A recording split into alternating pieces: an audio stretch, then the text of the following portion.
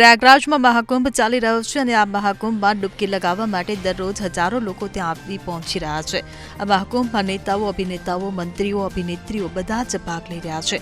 આ દરમિયાન એક જાણીતા બોલિવૂડ કોરિયોગ્રાફર દિગ્દર્શક કોઈને કહ્યા વિના કાળા કપડાં પહેરીને ગંગા નદીમાં સ્નાન કરવા ગયા અને પાછા પણ આવી ગયા.